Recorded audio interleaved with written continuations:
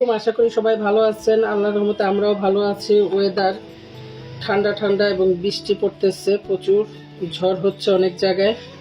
আজকে শুটকির আচার বানাবো, চাপা শুটকির আচার। দেখেন শুটকিটা আমি সুন্দর করে, এটা চাপা শুটকি না, এটা বাতাসি শুটকি বলে, অনেকে পোয়া শুটকি বলে।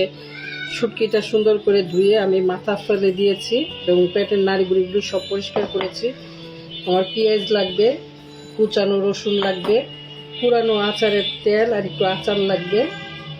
এগুলো আমি, আর এখানে শুকনা মরিচ আর রসুন আমি ব্লেন্ড করে নিব। পেঁয়াজ পরে দিব আর কি, এখন মরিচটা রসুনটা একটু ব্লেন্ড করে নিই।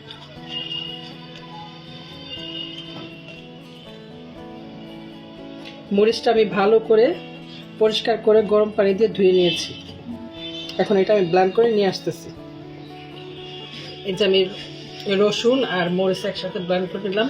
এখন আমি শুটকিগুলোও দিব, দিয়ে এটা ব্লেন্ড করে নিব। এই যে আমার এটা ব্লেন্ড করে হয়ে গেছে, নিয়ে আসলাম।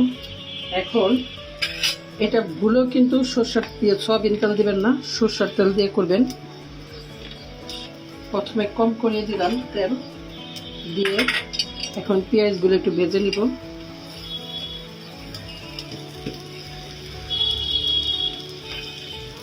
যে যেরকম বানাবেন ওরকম পরিমাণ বুঝে করবেন।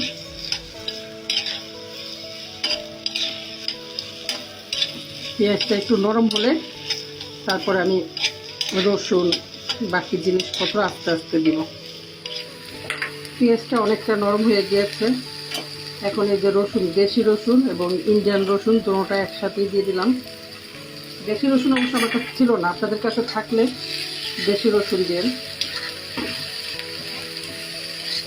এখন এগুলো একটু ভেজে নিব এবং স্বাদ মতো লবণ দিয়ে দিব।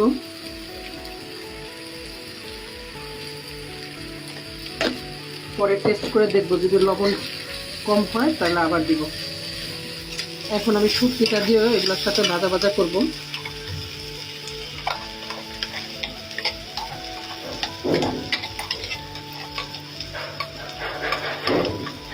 একটু পানি দিয়ে দিব এটার সাথে।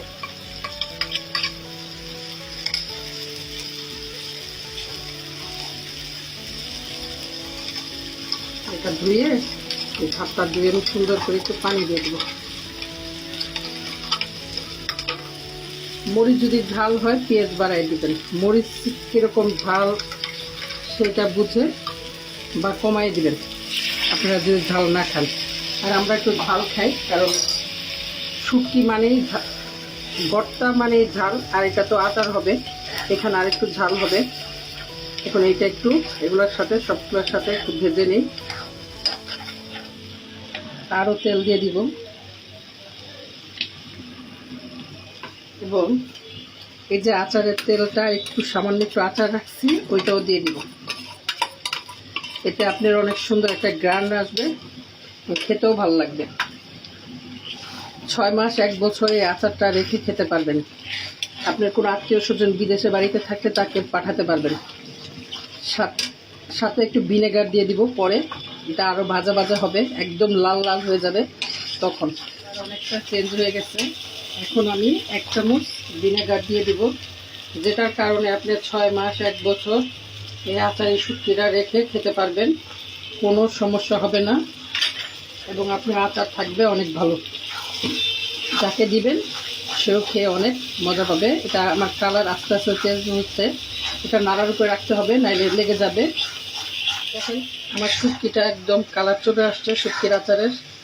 আর এটা নাড়া বন্ধ করা যাবে না, নাড়তে হবে। এখন আমি এটা নেড়ে ফেলবো, চুলা বন্ধ করে দিতেছি। আমি সার্ভ করে আপনাদেরকে দেখাচ্ছি বাটিতে। এই যে আমার আচারের শুটকি রেডি হয়ে গেল। আমি কিন্তু বয়েমও রাখছি রেখে দেওয়ার জন্য, এতগুলো তো আর খাওয়া সম্ভব না, রেখে দিয়ে খাবো। আপনাদের কাছে আমার রেসিপিটা কেমন লাগলো আমাকে কমেন্ট করে জানাবেন। আর এটা আপনারা ভাত, খিচুড়ি, পান্তা ভাত, গরম ভাত সব কিছুর সাথেই খেতে পারবেন। আরেকটা কথা, এখন অনেক জায়গায় জ্বর হচ্ছে, হাম হচ্ছে, আপনারা সবাই সাবধানে থাকবেন। আল্লাহ আপনাদেরকে সবাইকে ভালো রাখুক, সুস্থ রাখুক। আল্লাহ হাফেজ, আসসালামু আলাইকুম।